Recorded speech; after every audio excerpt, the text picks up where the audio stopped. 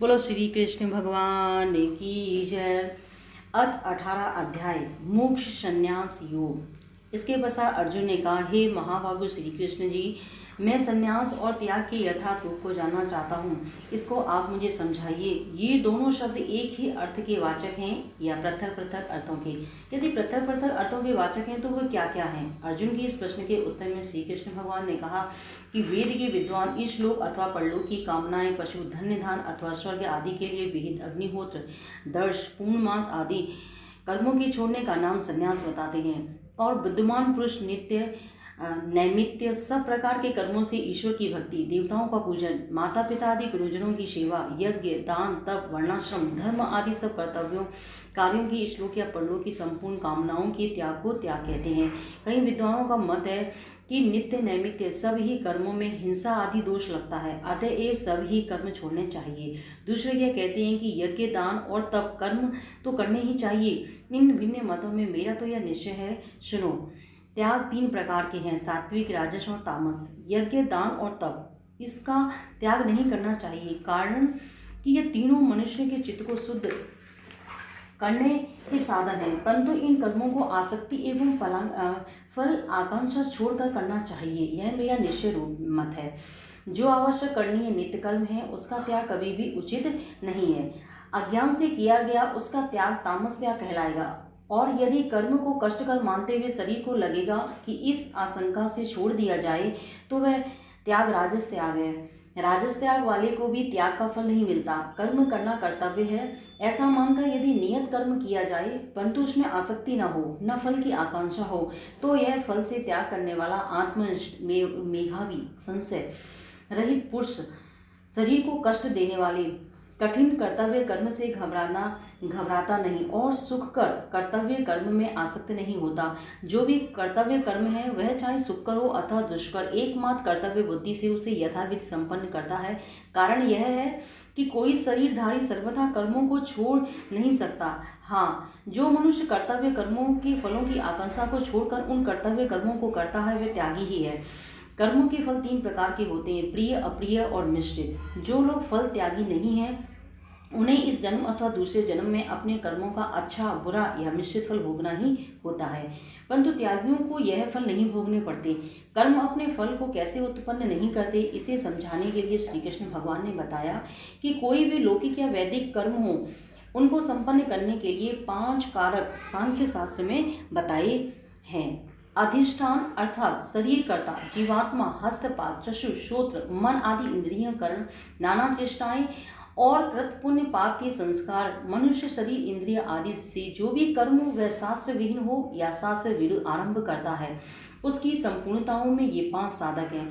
जब यह बात है तो वह अनघड़ पुरुष एकमात्र जीवात्मा को ही कर्ता मानता है। वह दुर्मति देखता हुआ भी नहीं देखता। जिस मनुष्य में कर्तापन का अभिमान नहीं है, जो कर्तव्य कर्म का निर्वाह करते समय उस कर्म में लिप्त नहीं होता, वह चाहे सब लोगों को मार भी डाले तब भी वह जीव नहीं मरता। क्षत्रिय के लिए युद्ध करना वेद रहित कर्म है। युद्ध के समय कर्तव्य बुद्धि से मारना नहीं कहलाता। हे अर्जुन, वस्तुओं के यथार्थ ज्ञान यह इष्ट है अथवा अनिष्ट, ज्ञातव्य वस्तु और ज्ञाता भोक्त जीवात्मा के 3 तो कर्म ही प्रवृत्ति के कारण हैं और स्वयं कर्म उसको निष्फल करने के साधन। मन तथा इंद्रियों और करण, मन, वाणी, हस्त, पाद आदि इंद्रियों का प्रयोग करने वाला जीवात्मा कर्ता, ये 3 लौकिक कर्मों के आश्रय हैं। फिर ज्ञान, कर्म और गुण वेद से प्रत्येक 3 प्रकार के हैं। इसमें सात्विक ज्ञान वह है जबकि इन नाना रूप विभक्त पदार्थों, प्राणी अप्राणी में माला के नाना मणियों को जोड़ने वाली एक धागे की भांति अभिन्न एवं अविनाशी श्रोता को जान जाता है। इसके विपरीत सब पदार्थों को भिन्न भिन्न रूप में जानना राजस ज्ञान है। और कर्म रूप शरीर, प्रतिमा आदि को ही सब कुछ जानकर उसमें आसक्त रहना युक्ति विरुद्ध यथार्थ एवं निष्कृष्ट ज्ञान तामस ज्ञान कहलाता है। इस प्रकार हे अर्जुन, जो कर्म प्रकृति और शास्त्र से नियत है, जिसका नित्य अनुष्ठान आवश्यक है, आसक्ति से रहित है, राग द्वेष को छोड़कर किया गया है, फल की आकांक्षा भी जिसकी विकृति का हेतु नहीं है, वह कर्म सात्विक है। और फलेच्छा एवं कष्ट व अभिमान से किया गया प्रयत्न साध्य कर्म राजस कर्म, और जो कर्म उसके परिणाम हानि, प्राणी पीड़ा और अपनी सामर्थ्य का विचार किए बिना, विवेक के बिना ही आरंभ कर दिया जाता है, वह कर्म तामस है। फिर कर्ता वह सात्विक है जो आसक्ति को छोड़कर कर्म करता है, कर्म फल को भोगता मैं हूँ ऐसे अहंकार वचन नहीं बोलता, धीर और उत्साही है तथा कर्म की सफलता और असफलता दोनों में जिसका चित्त विकृत नहीं होता।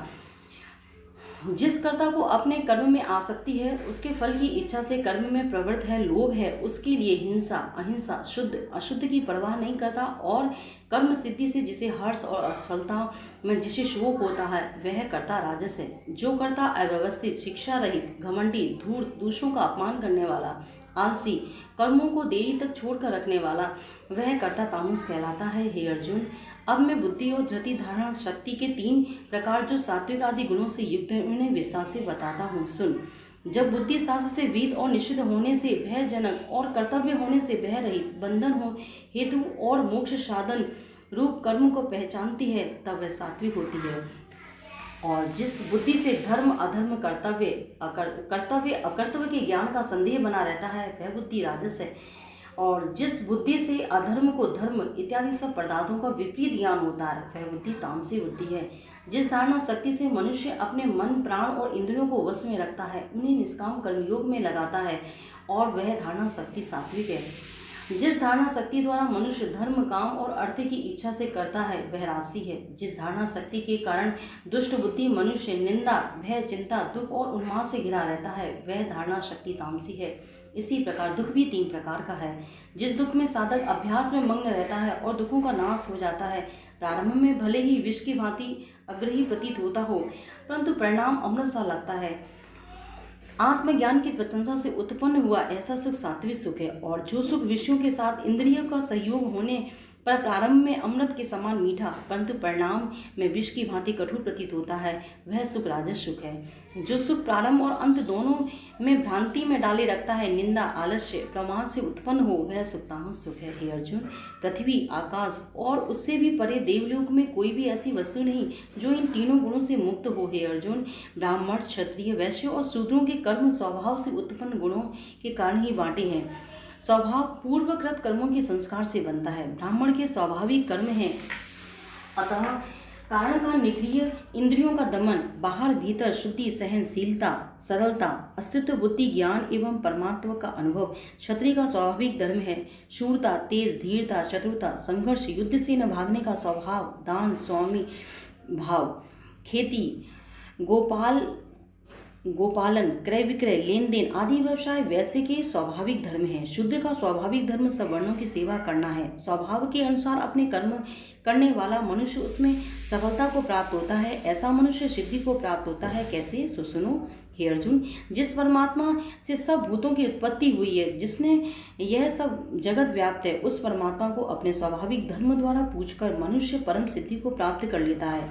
इसीलिए अच्छी प्रकार की सुविधा पूर्वक आचरण किए गए दूसरों के धर्म स्वभाव के विपरीत आचरण कर्म, जो स्वभाव अनुसार धर्म श्रेष्ठ है। स्वभाव नियत कर्म को करने वाला कभी पाप का भागी नहीं बनता। हिंसा आदि दोष के भय से अपने स्वभाव अनुसार कर्म को नहीं छोड़ना चाहिए। अग्नि जैसे धुएं में लिपटी रहती है, वैसे ही कर्म सभी प्रकार के दोषों से मरे हैं, परंतु इस कारण से किसी कर्म को नहीं छोड़ा जा सकता। हाँ, सब ही कर्मों में आसक्ति से रहित होकर, स्पर्धा छोड़कर, स्व अंतःकरण को अपने वश में रखकर कर्म करने वाला पुरुष कर्म फल त्याग द्वारा निष्काम सिद्धि को प्राप्त कर लेता है। मनुष्य ही सच्चिदानंद घन परमात्मा को प्राप्त कर लेता है। सो कैसे? सुनो। निष्काम सिद्धि को प्राप्त करने वाला विशुद्ध बुद्धि वाला, धारणा शक्ति से अपने मन को वश में किए हुए, शब्द आदि विषय और राग द्वेष सब छोड़कर एकांत से भी मिथ्याहारी, ध्यान योगी, दृढ़ वैरागी, अहंकार, बल, घमंड, काम, क्रोध और संग्रह को छोड़े हुए ममता रहित शांत अंतःकरण पुरुष ब्रह्म में एक ही भाव के योग्य होता है। ब्रह्म में एक ही भूत प्रमुदात करण पुरुष को न शोक सताता है न इच्छाएं। वह सब में समता बुद्धि से युक्त होता और मेरी सर्वोत्कृष्ट भक्ति का पात्र होता है। भक्ति से मेरे परिणाम और स्वरूप को यथार्थ जानकर तत्पश्चात मुझ ईश्वर में लीन होता है। मुझ पर आसक्ति भक्त सब कर्मों को करता हुआ भी ज्ञान प्रतिरूप मेरी प्रसन्नता का कारण अविनाशी स्थिति को प्राप्त होता है। आध्यात्मिक चित्त में सब कर्मों को मुझ ईश्वर में स्थापित कर समतत्व बुद्धि रूप योग का आश्रय लेकर निरंतर मुझ में लीन रहे। मुझ में चित्त देने से सब संकटों में अनायास ही तर जाएगा। यदि अहंकार के कारण तू इधर ध्यान नहीं देगा तो निश्चय ही मार्ग में भ्रष्ट हो जाएगा। यदि अहंकार के कारण तू ऐसा मन में कहे कि मैं युद्ध नहीं करूंगा तो यह निश्चय मिथ्या है, क्योंकि क्षत्रियपन का प्रभाव तुझको बलात् युद्ध में लगा देगा। हे अर्जुन, अपने स्वभाव उत्पन्न कर्म में बंधा हुआ तू यदि अज्ञान से अपने स्वाभाविक कर्म इस युद्ध आदि को भी नहीं करना चाहता तो भी व्यवस्था से तुम्हें वह करना ही होगा। हे अर्जुन, प्रकृति और अपने कार्यों में नियामक स्वामी परमेश्वर सूत्र आदि यंत्र द्वारा जैसे कठपुतली वाला कठपुतलियों को नचाता है, वैसे ही शरीर अधिष्ठित सब प्राणियों को अपनी सत्व रस तमोमय प्रकृति से नचाता हुआ सबके अंतःकरण में अंतर्यामी रूप में स्थित है। हे भरतवंशी, उसी ईश्वर की अनन्य शरण में पहुंचो, उसकी महान प्रसन्नता से सर्वोत्कृष्ट शांति प्राप्त होगी। गीता शास्त्र का उपसंहार करते हुए भगवान श्री कृष्ण ने अंत में कहा, हे अर्जुन, मैंने तुझे गोपनीय से भी अति गोपनीय व रहस्य युक्त ज्ञान भली भांति समझाया है। अब जैसी तेरी इच्छा हो वैसा कर। इतना कहने के पश्चात अर्जुन को कोई उत्तर न मिलने पर भगवान ने फिर दोहराया कि संपूर्ण गोपनीय मेरे वचन को तू फिर सुन। तू मेरा अतिशय प्रिय है, इसीलिए हितकारी वचन फिर भी मैं दोहराऊंगा। हे अर्जुन, तू केवल मुझ सच्चिदानंद घन परमात्मा में ही मन लगा। परमात्मा का ही तू भजन कर, पूजन नमस्कार सब परमेश्वर को ही किया कर। ऐसा करने से निश्चय ही तू मुझ परमात्मा में लीन होगा। अब तेरे लिए सत्य प्रतिज्ञा करता हूँ कि तू मेरा प्रिय सखा है। सब नित्य नैमित्य कर्मों का आश्रय छोड़कर केवल परमात्मा का ही अनन्य भक्ति कर, इससे सब पापों से मुक्त हो जाएगा। अब तू शोक मत कर। हे अर्जुन, अब तेरे हित के लिए मैंने कहा है। इससे किसी भी तप रहित भक्ति रहित सुनने की इच्छा न करने वाले अथवा परमेश्वर की निंदा करने वाले को नहीं बताना चाहिए। जो पुरुष मुझ में अत्यंत भक्ति रखता हुआ मेरे भक्तों को इस परम रहस्य को बतलाएगा वह निस्संदेह मुझ में प्राप्त होगा। मनुष्यों में उससे अधिक मेरा प्रेमी और मुझ में उससे अधिक प्रिय कोई नहीं होगा। और जो हमारे इस धर्म संवाद का स्वाध्याय करेगा वह ज्ञान यज्ञ से मेरी पूजा करेगा। श्रद्धालुओं और दूर दृष्टि से रहित कोई भी पुरुष इसे सुन भी लेगा तो भी पापों से मुक्त हो पुण्य आत्माओं की गति को प्राप्त करेगा। हे अर्जुन, अब बता तो सही, तूने ध्यान से सुना या नहीं? तेरा अज्ञान नष्ट हुआ या नहीं? अर्जुन बोला, हे अच्युतम, आपकी कृपा से मेरा मोह नष्ट हो गया है, मुझे स्मरण हो आया, अब मेरा संदेह दूर हो गया, अब मैं आपकी आज्ञा का पालन करूंगा। संजय ने कहा, हे राजन, मैंने श्री वासुदेव और महात्म्य पार्थ के इस अद्भुत रहस्य रोमांचकारी संवाद को सुना। श्री व्यास जी की कृपा का यह फल है कि इस गोपनीय रहस्य को स्वयं योगेश्वर कृष्ण के मुख से मैंने सुना है। हे राजन, केशव और अर्जुन के इस पुण्य में संवाद को याद करके मुझे पुनः पुनः अति हर्ष हो रहा है और भगवान का वह अति अद्भुत रूप याद करके मुझे बारंबार आश्चर्य एवं हर्ष होता है। विशेष क्या कहूँ, मेरा तो यही निश्चय मत है कि योगेश्वर कृष्ण और गांडीधारी अर्जुन जिधर हैं उधर ही विजय विभूति और अचल नीति है। ओम तत्सत। इति श्री भगवद्गीता सूक्ष्मसु ब्रह्म विद्या योगशास्त्रे श्री कृष्ण अर्जुन संवादे मोक्ष संन्यास योगे नाम अष्टोध्याय समाप्त। बोलो श्री कृष्ण भगवान की जय। 18वें अध्याय का महात्म्य। श्री नारायण बोले, हे लक्ष्मी, अब 18वें अध्याय का महात्म्य सुनो। जैसे सब नदियों में गंगा जी श्रेष्ठ हैं, सब क्षेत्रों में हरिद्वार, अब सब तीर्थों में प्रयाग, सब पर्वतों में कैलाश पर्वत, सब ऋषियों में नारद, सब गौओं में कपिला कामधेनु गौ, तैसे ही सब अध्याय में गीता जी का 18वां अध्याय श्रेष्ठ है, जिसका फल सुनो। देवलोक में सुमेरु पर्वत पर इंद्र अपनी सभा लगाए बैठा था। उर्वशी नृत्य कर रही थी, बड़ी प्रशंसा से बैठे थे। इतने में एक चतुर्भुज रूपधारी को पार्षद लाए और सब देवताओं के सामने इंद्र से कहा, तू उठ, इसको बैठने दे। यह सुनकर इंद्र ने प्रणाम किया। उसने तेजस्वी को बैठा दिया। इंद्र ने अपने गुरु बृहस्पति से पूछा, गुरुजी, तुम त्रिकालदर्शी हो, देखो इसने ऐसा कौन सा पुण्य किया है जिससे यह इंद्रासन का अधिकारी हुआ। मेरे जानने में इसने कोई पुण्य व्रत यज्ञ दान नहीं किया, विशेष ठाकुर जी के मंदिर भी नहीं बनवाया, तालाब और कूप नहीं लगवाई, किसी को अभय दान नहीं दिया। देवगुरु बृहस्पति ने कहा, नारायण जी से जाकर पूछें।